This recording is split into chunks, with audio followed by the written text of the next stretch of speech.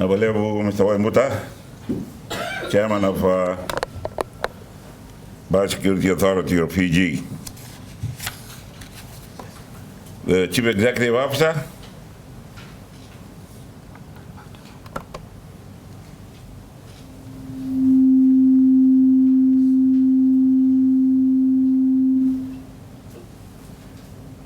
okay.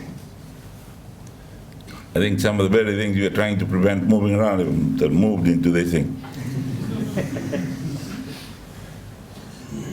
The chairman of, the CEO of Biosecurity Authority of Fiji, Mr. Bartlett. Where are you, Mr. Bartlett? Not here. This is the trick that speech writers make on those who are going to be making the addresses. They write names of those that are not going to be there, or write names that you cannot pronounce. Like the head of the Corporation European Union. I'll call you Maurizio or Morris. How are you? Good morning. Director Land Resources Division of the Pacific Community, Ms. Karen Mapusua, Bula, Talofa. Dr. Sophie Patterson of the Australian Department of Agriculture, Fisheries and Forests. Please, you there, ma'am? Members of the Fraternity of Biosecurity and Agriculture, distinguished guests, ladies and gentlemen. On Wednesday afternoon, those of you who are from the Fiji Biosecurity Authority, I was asked if you can retire at 60 rather than 55. On Friday afternoon, I came back. I told the permanent secretary, make sure it is implemented, and they're told.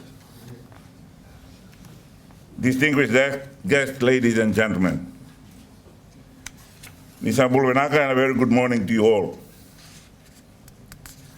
I'd like to begin by acknowledging the traditional owners and custodians of the land we stand on. Bunobo turanga sonaka. Wale busaweke warangan maramana tokenaua, and pay my respect to their chiefs, past and present, as well as to the emerging leaders and members of the Bunobo Sonaka who may be present here this morning. The present chief, Marama Tokenaua, his father and I played prop for Fiji in 1970. A long time ago, Ratu Joe Savau, and we toured England and Canada then. He was the heaviest prop in the pack, and I was the lightest. So at times, our coach then would put me on the side of the scrum. 4 years later, I was representing Fiji in decathlon in 1974 Commonwealth Games. And that was spotted by our coach in 1970. You have to be flexible, adaptable in sports, as well as in your profession of biosecurity in the various countries you come from and in the region we're in. We acknowledge the chiefs of the land for their role. Traditional initially, now they have to dovetail with modern methods and systems and sciences. I'm delighted to join you this morning to open this very important and timely biosecurity emergency response planning and simulation workshop. In our interconnected world, biosecurity is a proactive measure to prevent crises, ensuring the sustainability of our agriculture and the health of our ecosystems, our people, in our very homes and communities. I asked the BAF officer who was with us finalizing our budget on Friday afternoon whether we still have those sprays and the little aircraft we fly on around the islands in Fiji. He said, no, that's no longer applied. I told them, well, I sat in the very last seat, and on the window sat a little green something. I'm sure it didn't pay for its fares, but it flew from Sitiveni to Vitilevu. Hopefully back to Sitiveni. I'm sure our Biosecurity Authority of Fiji officials are aware of the peculiarities of the species we have in the various islands around Fiji. As I look around at senior members and practitioners of the biosecurity and agriculture fraternity, I want to thank you for your service and dedication to safeguarding your nations. I declare that I stand with you as Prime Minister and as head of government, as a fellow protector of our nation's collective heritage. Collectively, we hold this responsibility to safeguard our agricultural wealth, the backbone of our economy, and the sustenance of our people.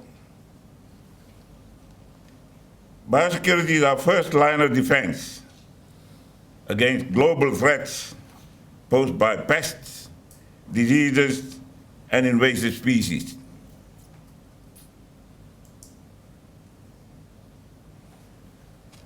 Today I want to issue a call to action that biosecurity is our shared responsibility and collective shield, securing a prosperous and resilient future for all. Together we uphold this commitment for the well-being of our nation and beyond. Welcome the participants today, and this exercise brings together expertise across oceans and economies, united by a common goal to fortify our defenses against the incursion of exotic pests and diseases. This important workshop is testament to our commitment to safeguard the agricultural heritage and biodiversity of Fiji and neighboring Pacific islands. I'm honored to welcome the members of this diverse and expert assembly from stakeholders and agencies within Fiji, representatives of National Plant Protection and Organization of various Pacific Island countries, esteemed experts from the Australian Department of Agriculture, Fisheries and Forests, and New Zealand Ministry for Primary Industries, and the Pacific community. For Pacific Island states and territories, agriculture is not just an industry. It is a way of life. It is our culture. It is our tradition. In Fiji, it is the backbone of our economy, supporting 1/4 of our population, but more participate on a small-scale basis. Agriculture also contributes significantly to our GDP, approximately 10% in recent years, and employs around 44% of our workforce. Our exotic pests and diseases threaten that vital sector, potentially devastating our crops, harming our livestock, and threatening food security for our people. The environment we cherish is equally at risk. Invasive species can disrupt natural ecosystems, endanger native plants and animal species, and lead to biodiversity loss. The ecological balance we strive to maintain is fragile, and our actions today are crucial in safeguarding it for our future generations. The economic implications of failing to address such threats are severe, and the cost of inaction far exceeds the investment in prevention and preparedness. Let me say that again. The economic implications of failing to address such threats are severe, and the cost of inaction far exceeds the investment in prevention and preparedness. An outbreak could lead to significant losses in agricultural productivity, costly eradication efforts, and inflict long-lasting damage to international trade relationships. We must ensure robust biodiversity measures to protect our nation and our economy. The global cost of invasive species has been estimated at nearly $1.4 trillion annually. That is close to 5% of global GDP. In the 2023-2024 national budget, the People's Coalition government allocated $3 million towards Termite Control Assistance Program, TCAP, to curb the spread of Asian subterranean termites, in addition to a grant of $300,000 to BAF to assist with response activities. When I saw the Tal Ngasi of 90 today, I knew he was going to lead this meeting with a devotional piece. He thought that I was opening it, so he thought that he should quote General MacArthur. But I thought coming in that the Talatana would refer to creation. On day 6, when God said, everything is perfect. And I said, where did we get the question?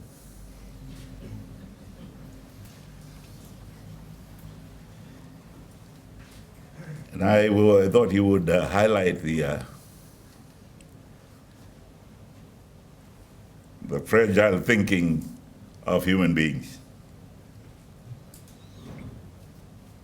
I'm pleased to open this emergency response planning and simulation exercise, which is essential to enhance the biosecurity vigilance. This exercise presents the opportunity to test our systems, identify our weaknesses, and strengthen our capacity to respond to incursions swiftly and effectively. It underscores our commitment to implement proactive rather than reactive measures in safeguarding our agriculture, our environment, and our economy. This exercise also provides a platform to share knowledge, leverage cutting-edge science, and strengthen regional and international partnerships.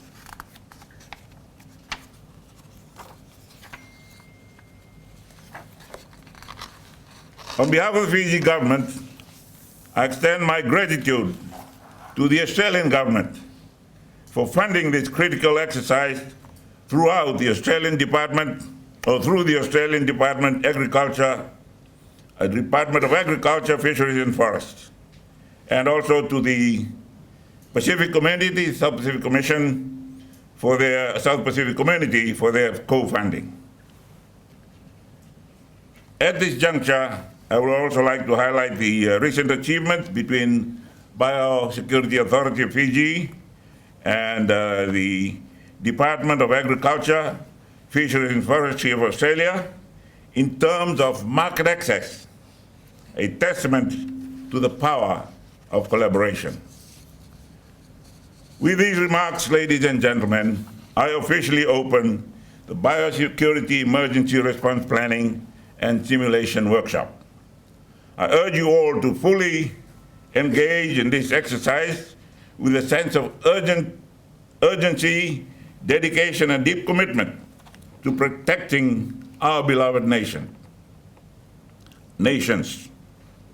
The lessons we learn and the strategies we develop will fortify our defenses against threats to our agriculture, our environment, and our way of life.